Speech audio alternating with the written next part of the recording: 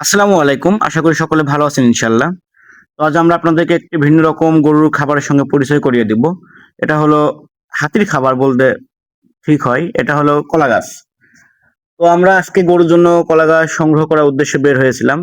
তো একটি বাগান থেকে দেখলাম যে কিছু পরিমাণ কলা গাছ ওখানে আছে, সেগুলো আমরা কেটে নিচ্ছিলাম। এইবার কথাটা হচ্ছে আপনি এই কলা গাছ গরুকে কেন দিবেন? মূলত এটা একটা অপ্রচলিত খাবার।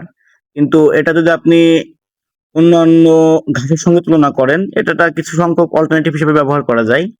তো সেই সূত্রে আমরা শুরুর দিক থেকে আমরা বিভিন্ন সময় গরুকে কলা গাছ দিই। তো আর এই গরমের সময় কলা গাছের সবচেয়ে বড় বেনিফিটটা হচ্ছে এই কলা গাছে যে পরিমাণ পানি আছে, আপনার গরুর শরীরে পানির চাহিদা পূরণ করে এবং সবচেয়ে বড় কথা গরুর শরীরগুলোকে ঠান্ডা রাখতে সাহায্য করে। আর এই কলা গাছের সবথেকে বড় বেনিফিটটা হচ্ছে এটা যেহেতু একটি আঁশ জাতীয় খাবার আর সেক্ষেত্রে হয় কি আপনার গরুর হজম এর যে শক্তিটা আছে মানে হজম যে কার্যক্রম সেটা সম্পূর্ণরূপে খুব ভালো থাকে। তো এতে আহামরি কোনো একটা ক্ষতির সম্মুখীন নেই বলে চলে। যেহেতু হাতি খায়, তো সেক্ষেত্রে যেহেতু হাতির কিছু হয় না, তো গরুরও কিছু না হওয়ার সম্ভাবনাই বেশি। কারণ গরুরও কিছু হবে না। তো যে কথা সেই কাজ, আমাদের এই কলা গাছগুলো সংগ্রহ করতে হবে এবং গরুকে দিব।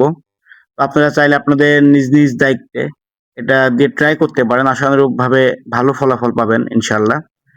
তো আমরা আমাদের কাজ এখানে শেষ করব।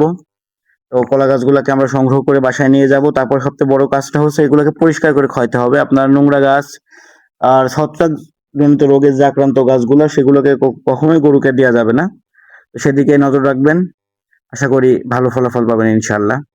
তো দেখা হবে আপনাদের সঙ্গে নতুন কোনো ভিডিওতে। অবশ্যই চ্যানেলটিকে সাবস্ক্রাইব করে আমাদের পাশে থাকবেন। খুদা হাফেজ।